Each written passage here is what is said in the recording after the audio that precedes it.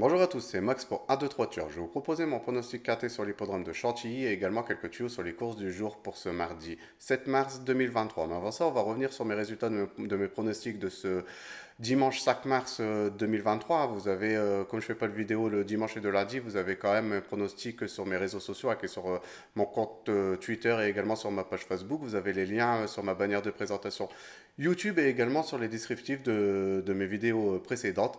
Donc l'arrivée du KT sur les programmes d'Auteuil, c'était le numéro 1, le 14, le 5, le 16 et le 2. Donc je vous avais donné le numéro 5, le 14, le 5 et le 2. Malheureusement, je n'avais pas joué, j'avais pas joué le numéro 1.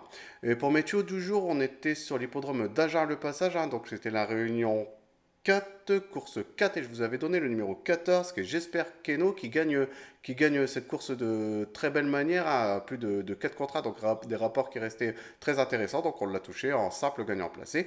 Je vous avais également donné dans la réunion 5 sur l'hippodrome de Pornichet-La Bolle le numéro 7 dans la troisième course, qui était Endless Shake, qui finit à la troisième place, donc on l'a pu le toucher en simple placé. Donc on va revenir sur mon pronostic KT sur l'hippodrome de Chantilly. Donc c'est la réunion 1, course 1, un départ prévu à 13h50 pour le prix Joker réservé aux chevaux de 4 ans sur les 1600 mètres de la PSF de l'hippodrome. C'est corde à droite. Ils sont 16 partants pour cette classe 2 première épreuve d'handicap de catégorie divisée pour une allocation de 53 000 euros. Ils sont 16 partants et je suis parti en base avec le numéro 8. C'est Automne de l'entraînement de Yann Barbero et de la monte de Stéphane Pasquier. Va confirmer sa forme en prenant une deuxième place à ce niveau de compétition dans une course de référence. A déjà gagné sur ce parcours. Il y aura le numéro 3 dans les stades de départ qui a un super bon numéro. Moi j'attends vraiment une confirmation. Donc le numéro 8, Automne en première position.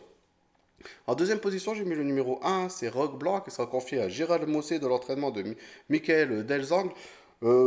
Après trois parcours de rentrée, après plus de 7 mois d'absence, a confirmé sa grande forme en gagnant et en prenant également une troisième place dans une très belle course à conditions sur ce parcours. Il y aura le numéro 11 dans les stades de départ. Sa valeur est de 41, sachant qu'il a déjà couru et gagné en valeur 45,5.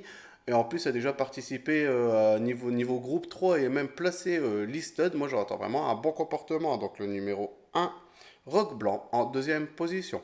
En troisième position, j'ai mis le numéro 13, c'est Alex Sage, qui sera confié à Antoine Varlet de l'entraînement de Thierry et Gaël Lerner. Il y aura le numéro 8 dans les stades de départ, en très grande forme comme l'indiquent ses dernières performances, a déjà été placé en prenant une deuxième place ici même au mois d'octobre à ce niveau de compétition dans un quintet.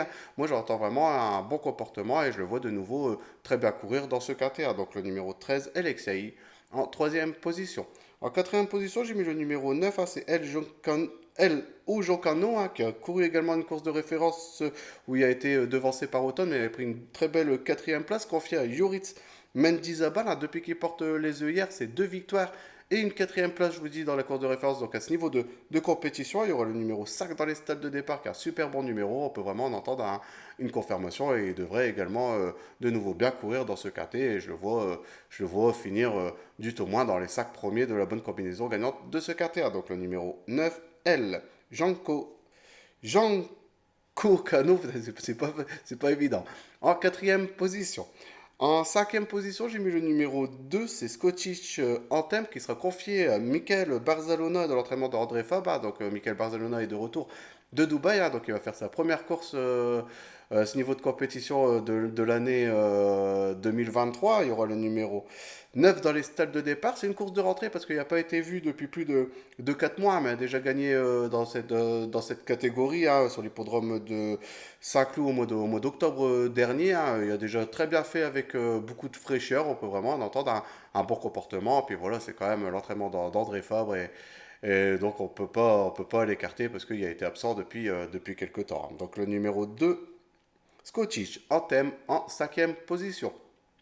En sixième position, j'ai mis le numéro 4, c'est Sissio Boy, qui sera sûrement très en vue dans ce KT, et il fait pratiquement toutes ses courses sur cette piste ici avec beaucoup de réussite à ce niveau de compétition. A gagné son KT sur l'hippodrome de Deauville, a été pénalisé Ce jour-là, de 3 kilos, de 3 kilos logiquement, a échoué sur sa course d'après en prenant une huitième place à ce niveau de compétition, mais va de refaire un retour en forme en prenant une deuxième place, une très belle course à condition sur cette piste. Je vous dis, c'est vraiment un adepte de Chantilly, hein. Il y aura le numéro 12 dans les stalles de départ, hein, qui reste plutôt en dedans, donc ça devrait aller. Il sera confié pour la première fois à Pierre Bazir, qui va le découvrir, hein, mais voilà, moi je le mettrai pas en base parce qu'on ne peut pas mettre tous les favoris en base, mais on peut pas l'écarter dans une combinaison élargie, hein. C'est pour ça que je le mets à cette sixième position, hein. Donc le numéro 4, Sissio Boy, en sixième position.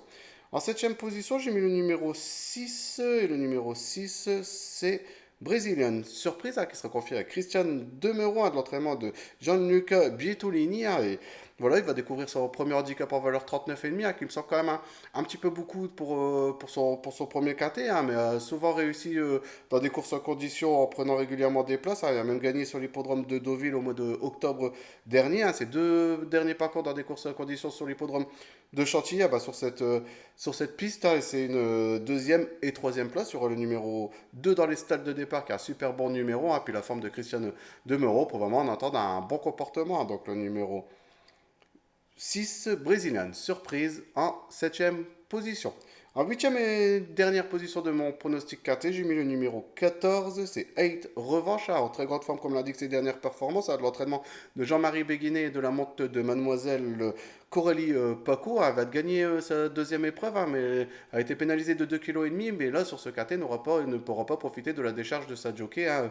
Donc ça va être un peu plus difficile. Il y aura quand même le numéro 6 dans les salles de départ qui a un bon numéro. La forme est sûre, avec le bon parcours et peut-être quelques différences de quelques favoris. Pourquoi pas venir jouer une quatrième, cinquième place, à mon avis, à cote spéculatif, hein. Donc le numéro 14, Ange Revanche, en huitième position.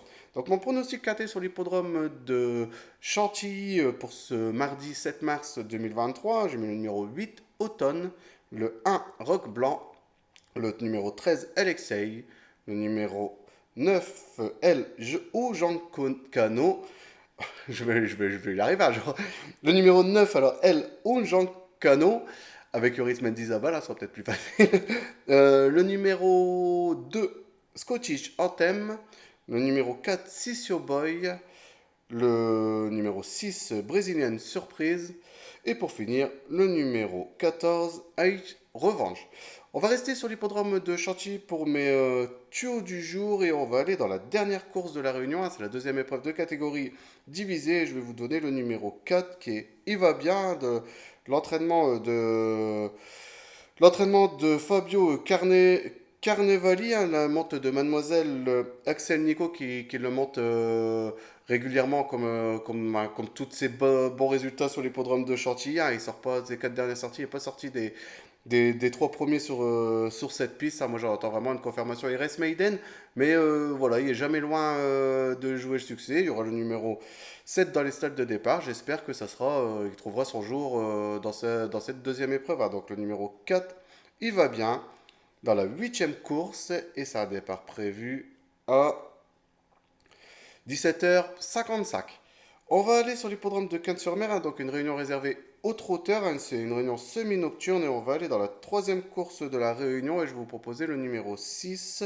Et le numéro 6, c'est Favori de Braille, hein, de l'entraînement et de la monte de Romain Dorieux, arrêt sur deux succès consécutifs sur cette piste. On peut vraiment en entendre une confirmation. A déjà trotté ici même en 1,13,8 sur ce parcours, avec une réduction kilométrique plutôt intéressante. Moi j'attends vraiment un bon comportement. Donc le numéro 6, Favori Braille, dans la troisième course et c'est un départ prévu à 17h37. Bah voilà pour mes tuyaux du jour pour ce mardi 7 mars 2023. J'espère que ça va bien se passer, hein. Donc je vous dis à demain pour mes nouvelles vidéos, pour mes pronostics pour le mercredi 8 mars. Je vous souhaite de passer une bonne journée. Je vous dis de nouveau à demain.